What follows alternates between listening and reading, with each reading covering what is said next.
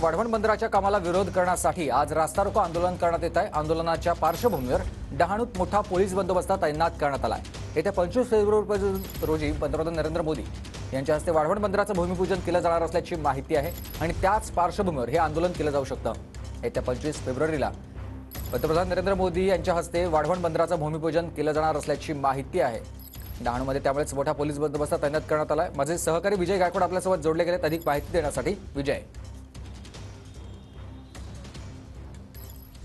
सुमित बरोबर आहे, कारण आशिया खंडातलं सर्वात मोठं वाढवण बंदर जे आहे हे या ठिकाणी प्रस्तावित आहे आणि त्यामुळे जो देशाचे पंतप्रधान नरेंद्र मोदी हे 25 तारखेला या वाढवण बंदराचा उद्घाटन करणार असल्याची माहिती सध्या समोर येते आणि याला विरोध करण्यासाठी जर बघितलं तर आपण मुंबई अहमदाबाद महामार्गावरती जे या ठिकाणचा वाढवण बंदर विरोधी समिती आणि स्थानिक संघटना मच्छीमार संघटना यांच्या माध्यमातून आज 11 ते 11:30च्या सुमारास मोठं या ठिकाणी रस्ता रोको आंदोलन होणार आहे आणि या आंदोलनासाठी कायदा आणि सुव्यवस्था कुठेही बिघडू नये यासाठी प्रचंड असा या ठिकाणी पोलीस बंदोबस्त ठेवण्यात आलेला आहे।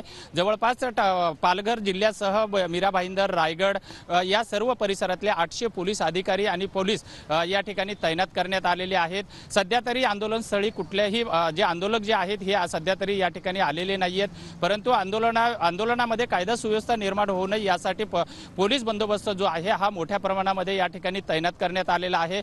या ठिकाणी जर आंदोलनकर्ते जर रस्त्यावरती उतरले तर निश्चितच मुंबई अहमदाबाद महामार्ग हा मोठ्या प्रमाणात ठप्प होऊ शकतो, कारण जो वाढवण बंदर जे आहे या वाढवण बंदरामुळे स्थानिक मच्छीमार आहेत, स्थानिक नागरिक आहेत, शेतकरी आहेत, याला मोठ्या प्रमाणामध्ये फटका बसू शकतो असं स्थानिक लोकांचं म्हणणं आहे आणि त्यामुळे स्थानिक जे वाढवण बंदर विरोधी कृती समिती जी आहे यांनी या बंदराला विरोध केलेला आहे, परंतु यांचा विरोध झुगारून हा बंदर जे आहे हे करण्यात येणार असल्याचं सुद्धा लोकांना सांगण्यात येत आहे। सुमित, नक्की धन्यवाद तुम्ही दिलेल्या सविस्तर माहितीसाठी।